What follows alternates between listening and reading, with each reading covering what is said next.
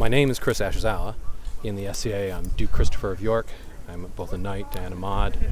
Both of those are ranks of recognition that you get for excellence within the heavy fighting community, which is the armored rattan portion of the society, and the mod is the recognition that you get for excellence within the rapier community. Excellent. What are the main differences between the two, besides the fact that one is armored, one is not, like the way the fighting is and things like that? In the combat systems, the targeting differs a little bit. In the heavy community, the target strikes are above the knee, where in the rapier community is full body. Okay. The level of power differs pretty intensely. The armored community, we are required to wear quite a bit more armor, and we are allowed to strike much harder than rapier or cut and thrust. Yeah, and there's also like a force requirement even, right? Like you have Yes, to hit a certain... in the heavy armored portion of it, it is possible to throw a blow that is considered too light, not enough to disable your opponent. And your opponent then gets to make that judgment and say, no, that wasn't enough. You need to strike me harder. Yeah, and then as opposed to SCA rapier, where it's lightest as possible. Pretty much, yes. If you feel that you've been touched, or sometimes you might not feel it, especially if you're wearing some fancy armor or something nice. Your opponent could say, "Hey, did you feel anything over here?" And typically, I'm just like, "Oh, you think? Oh, okay, fine. Yeah, good. You got me." Yeah, I know. Like, especially if I wear like a Hema Gambeson, right? Certain spots are harder to feel than others, right? Correct. Like just like this upper armor, Yep. right? It's really hard to feel in the Axel Pedersen jacket. Yes. I started with the most typical style for heavy combat, which is a sword and a shield. Okay. And depending on where you start and what you learn, the shield shapes and sizes can change, the way they're used can change, but it is pretty much the most predominant style would be with a sword and a shield. Okay. After a few years of doing that, I did change up, and I decided to try using a spear in my left hand and a sword. Okay. And I've stuck with that for a few decades now, and that is a lot of fun. It gives me an offensive option in my offhand that I didn't have with the shield, although because it is much smaller, my defense has changed significantly. Yeah, and then your armor in heavy combat is also like kind of like classical, isn't it? It is. I currently enjoy a Greek style persona, Thracian helm, hardened leather, cuirass, greaves. It's very ancient kind of kit. Yeah, it's definitely very stylish, and it also like with this. I haven't seen it, but spear and sword with that kit sounds like very beautifully aesthetically. Right? Yeah, and in the kit, my gear is cut and has many festoons and dags and things hanging off, and it moves well. Yeah. Yes. And you seem to be a like, at least in comparison to some other folks, like maybe kind of more aesthetically like inclined, where you're like you move like more stylishly, right? And it's like a little more deliberate, but then also like what you wear is typically a little bit cleaner, right? Yeah, and like there's a definite profile. After being involved in the club for as many decades, I am very lucky to have acquired quite a number of pieces and parts and skills and contacts with other wonderful friends who make things, and I do enjoy having a nice put together kit and look and being able to fight in that method. Gotcha. All right, so moving on to the steel fighting side. So do you fight the same kind of weapon set in like heavy rapier, cut and thrust and all that, or do you use different weapons depending on the event? A lot of it depends on the event. Because of my familiarity with using a sword and a shield, I do currently I have a nice hand pavise that I use with my cut and thrust gear, but I have a few daggers, a longsword, some other weapons. I particularly enjoy spear, something that I guess is fairly new in the last few years for the rapier community. It translates well from what I already know. Yeah. So I enjoy using that as well. Most of the time, it's going to be that sword and shield, though. For most of what I do, I very much enjoy the cut and thrust aspect of the SCA rapier, which allows you to percussively strike your opponent, which is very similar to what I already know. Yeah. And do you ever compete in heavy rapier, or is that kind of like a little bit less interesting to you as a fan? I do. I compete pretty much whatever I've got the time or desire to do.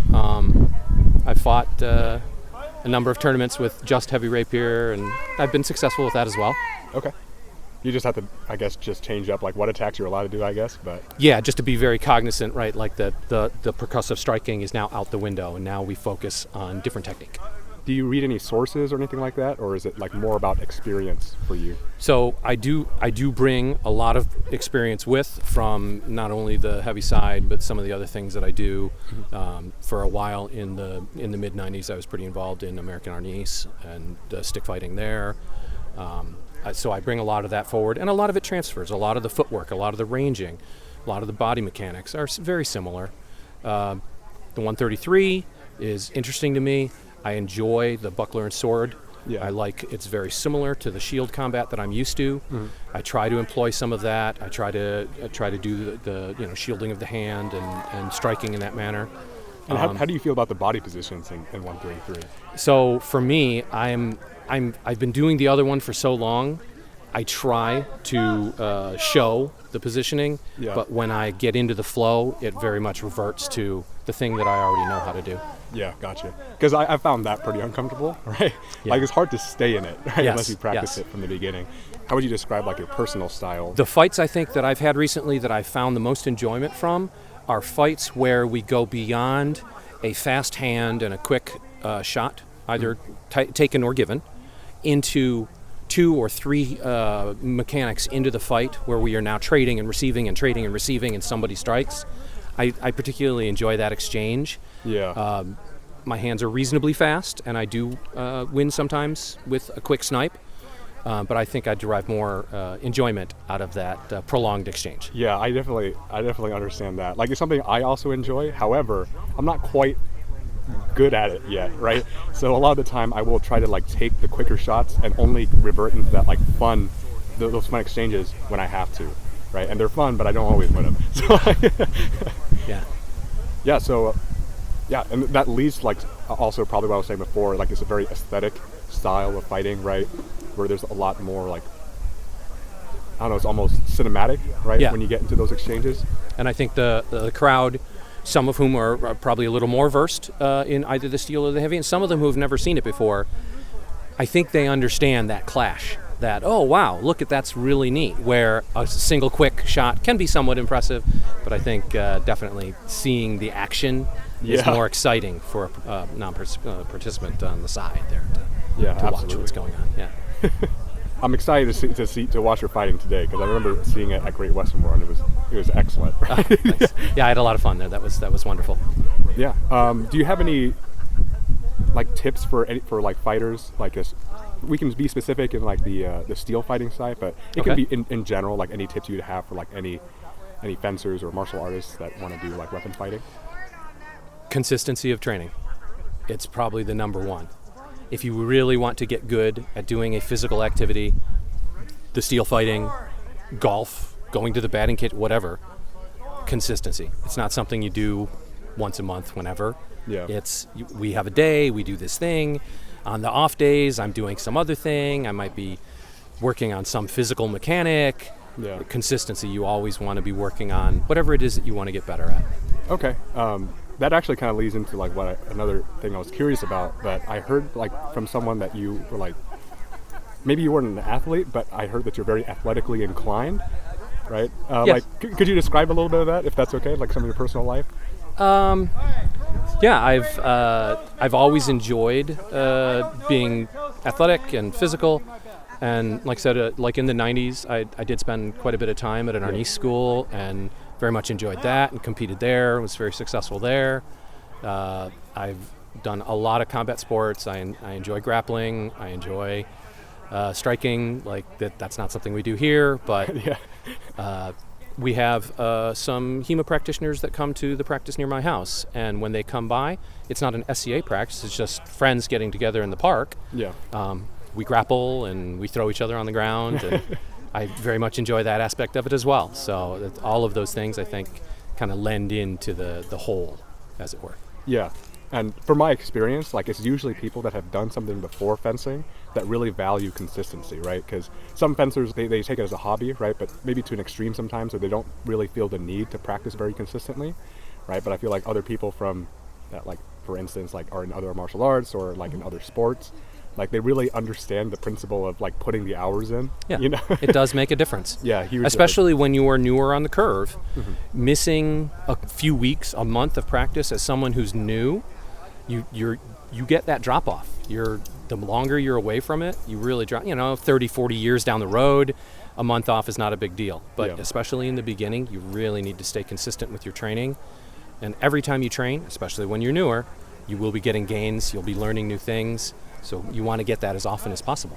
Yeah, and there was a fencer in HEMA, her name is Rochelle, and she had only fenced for 2 years, and in 2 years she became the #1 female longsworder in the world because during COVID, she would practice 30 hours a week. Wow! And in her first year of practice, that's so much learning. Yeah, yeah. So that makes a lot of sense of like why she's so good, right? Nice. Just because of those hours, and like you said, like dropping off in the beginning, or like taking a break in the beginning is a lot worse than it is later on. Yes, exactly. Yeah, that makes a lot of sense. I never actually thought of it that. It seems obvious, but it's not something I usually think about. Do you think there's anything else in your personal life that really like led you to fencing? I've always sort of been interested in sort of that high fantasy thing, and I'm a gamer. I play and do the things, and the swords and shields kind of was an interest ever since I was young. Yeah. Finding something, an outlet martial arts wise, that I could use a stick and do the motions and do the things. That was a lot of fun. Yeah. I've been doing the heavy fighting in the SCA since 84, 85, so I've had plenty of opportunity to jump around and do that sort of thing. Yeah. It's wonderful that it's an international club. You get to meet all kinds of wonderful people and just sort of reinforce those bonds that you're making with people. Yeah. You get to fight tournaments all over the world. I've competed and won tournaments in multiple countries, and it's just so much fun to go and meet people and make those acquaintances, and you have that similar interest. That's kind of a nice bond. Yeah. Rapier is also similar. I'm starting to meet more and more people. I just introduced myself to a number of people at Great West this year, and I've already talked to them since the event, and it's just really great. Yeah, and I found that the love for swords is like compounding, right? Like at first you just like swords, and you're like, oh, I'll just pick up some swords and that'll be fun. And then you're like, wait a minute, I really like competing, or I like going to events. Oh man, I really like the people, and your love for like the sword and fencing just like grows and grows because it's adding more, right? Yes. So, yes. Yeah, because especially once it goes into your social life, right? Like if you like start making friends and things like that, it's very addictive. Yes. Yeah, and that social aspect really for me that's the most sort of bond that I get. The competitive thing, you can get that competitive thing, if we wanted to go to a different martial arts club, or we wanted to go grapple and wrestle and do that, you can get that in different, the people that I've met here, even many of the people here today, just they're great people, and it really brings you back to be able to have that social aspect. Yeah, for sure. Okay, so about the people here actually, so like have you had any other experience with other organizations that are like fencing related, like HEMA or anything, or is it mostly all just SCA? Mostly SCA. I do have friends who do both, and I get to fence them at SCA type things, and we do have some friends from American Canyon HEMA that come to our practice occasionally, and they've become friends, and we've seen them. They've tried out a couple of events just for fun, but they're mostly HEMA practitioners, and that's pretty much my touchstone for that. What is your opinion of HEMA fencers in general? Like HEMA as an organization, HEMA fencers as a whole? The HEMA fencers that I've met have been really into having a good time and doing the thing that they love to do. Mm-hmm. Sometimes it's not the same as what we do in the SCA, and that's just fine. I'm completely fine with that. I like to wrestle and throw people around. That's fun. Mm-hmm. If everyone I haven't met everyone in HEMA. If everyone in HEMA is like the people I've met, it's got to be a wonderful organization. I mean, the people are really nice, and I enjoy being able to push a little bit. HEMA tends to be a little more active, strike a little harder, need more of a telling blow to show victory in the bouts, or to be judged, as many of their bouts are. The blow needs to be obvious that a judge can see it. I enjoy it, and tell me the rule set, and I'm interested in trying it. Gotcha. So have you ever competed in a HEMA tournament before? No. Okay, but are you looking to later on? I don't know. I might. I know last year a couple of the people here went to SoCal? Yeah, SoCal Sword Fight. SoCal Sword Fight. Yeah. I know some of the people, and some of the people that I fight regularly here did fairly well at that, and that might be something fun to do and Yeah. see what other events, time's limited, and see what it's up against. But